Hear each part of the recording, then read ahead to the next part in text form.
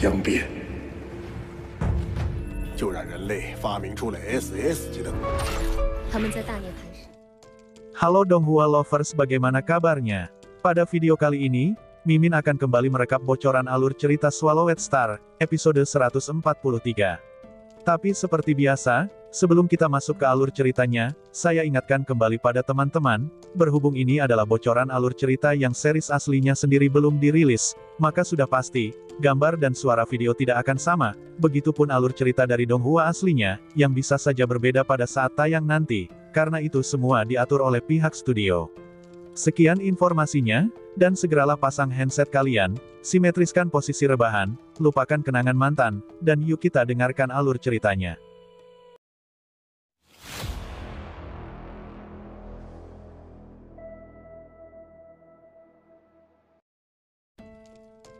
Pada part sebelumnya, Tuo Leiwu beserta 19 petarung tingkat bintang yang melancarkan serangan ke arah kastil milik Luo Feng, membuat seluruh kastil tersebut berguncang hebat, dan batu-batu beterbangan sejauh ratusan meter. Walaupun telah diserang bertubi-tubi oleh 20 pejuang tingkat bintang, namun kastil milik Luo Feng sama sekali tidak menunjukkan tanda-tanda akan hancur, dan hal itu membuat Tuo Leiwu makin emosi. Di sela serangan yang bertubi-tubi, tiba-tiba seorang bawahannya berkata pada Tuo Leiwu, bahwa kastil yang mereka serang itu, seperti bukanlah sesuatu yang berasal dari bumi, melainkan kastil yang dapat dipindah-pindahkan, yang biasa dijual pada orang-orang kaya di alam semesta. Dan struktur kastil sendiri dibangun dengan sistem keamanan kelas C, yang bahkan pejuang tingkat semesta pun akan susah untuk menerobosnya. Mendengar perkataan dari bawahannya, wajah Tuo Leiwu menjadi semakin dingin, dan makin gencar melancarkan serangan. Namun sayangnya, sekuat apapun Tuo Leiwu berusaha, tetap tidak berhasil untuk menembus sistem keamanan kastil. Setelah lama menyerang namun belum juga dapat menerobos kastil, salah satu bawahan Tuo Leiwu pun berkata padanya, untuk menangkap istri dan adik Luo Feng, yang saat itu tidak berada di dalam kastil. Karena sekuat apapun mereka berusaha, takkan mungkin dapat menghancurkan kastil dengan sistem keamanan kelas C, dan hal itu pun disetujui oleh Tuo Leiwu, yang langsung memerintahkan anak buahnya untuk mencari Su Xin dan Luo Hua. Sementara Luo Feng yang saat itu sedang menghubungi Su Xin, ia pun segera memerintahkan Su Xin untuk pergi ke markas bertahan hidup menggunakan jet tempur yang telah ia atur untuk menjemput Su Xin.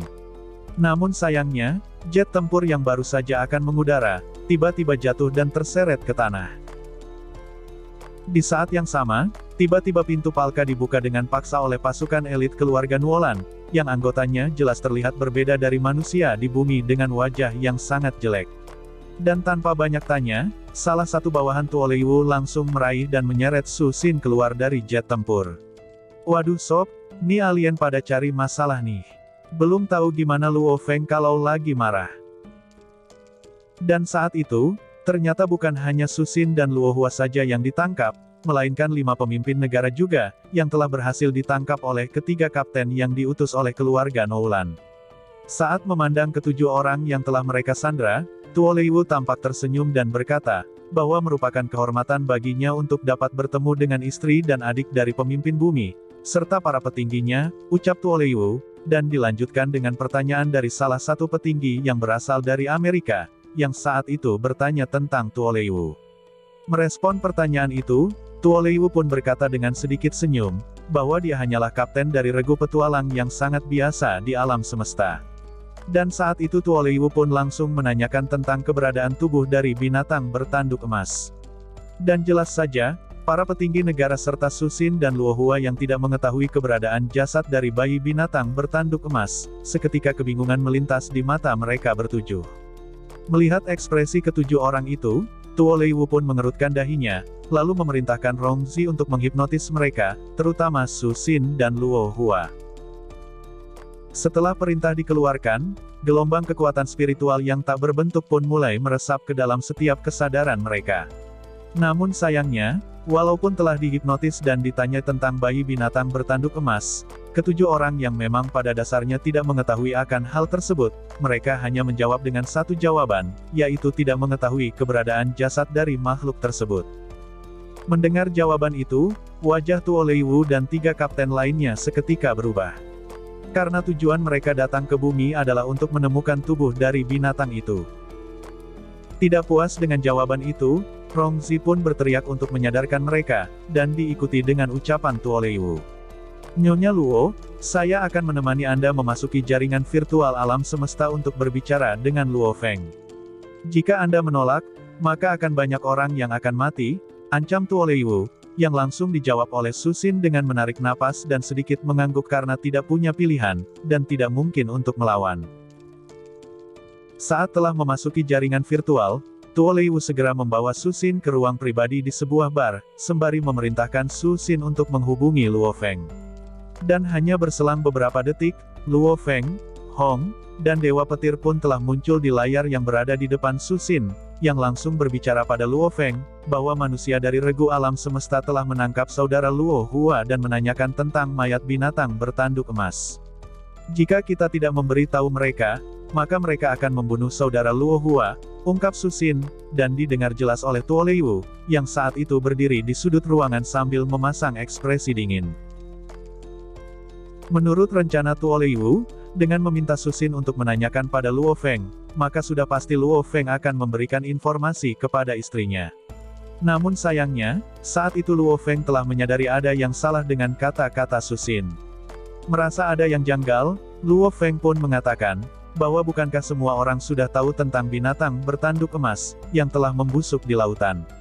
Mendengar kata-kata Luo Feng yang mengatakan bahwa binatang itu telah membusuk di lautan, seketika Tuoleiwu pun menampakkan dirinya di samping Susin, sembari berkata pada Luo Feng agar tidak membohonginya, seperti yang dia lakukan pada Susin. Karena tidak mungkin mayat binatang bertanduk emas itu akan membusuk hanya dalam waktu 3 tahun. Saat itu Tuoleiwu berkata pada Luo Feng agar memberitahukan padanya, di mana ia menyembunyikan binatang tersebut. Dan jika Luo Feng tidak memberitahu lokasinya, maka Luo Hua, Susin dan banyak orang lainnya akan kehilangan nyawa. Mendengar ancaman itu, Luo Feng menatap Tuoleiwu sembari berkata, apakah dia berasal dari keluarga Noulan?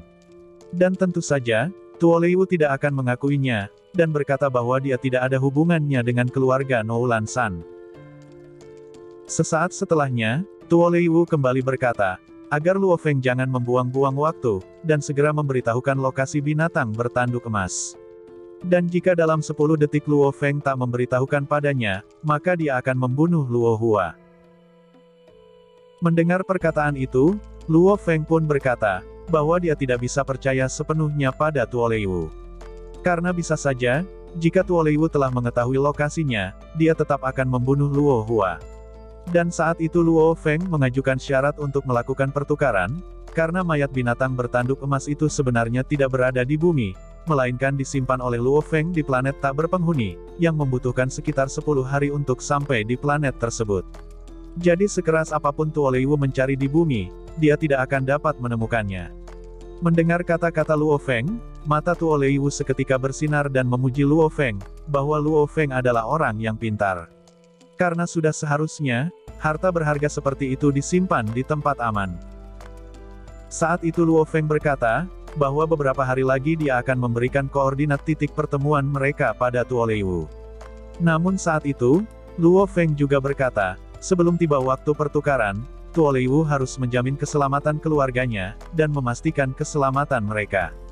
Jika sampai terjadi apa-apa pada keluargaku, maka aku akan menghancurkan semua pasukanmu dengan mayat binatang bertanduk emas itu, ancam Luo Feng.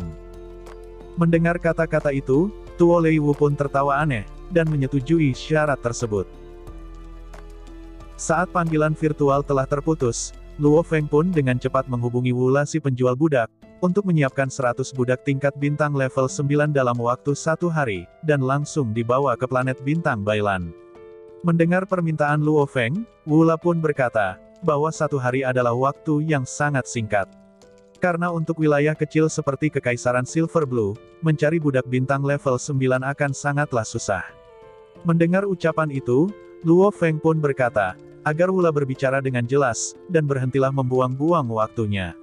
Saat itu Luo Feng menanyakan, berapa banyak budak yang bisa disiapkan oleh Wula dalam sehari, dan semua akan ia bayar dengan harga penuh, ucap Luo Feng, dan langsung dijawab oleh Wula, bahwa untuk mencapai bintang Bailan dalam sehari, paling banyak yang bisa ia siapkan adalah 8 orang saja, yang tingkatannya adalah tingkat bintang level 9, dan akan disediakan random, jadi Luo Feng tidak dapat memilih ras ataupun jenis kelamin, dan hal itu langsung disetujui oleh Luo Feng.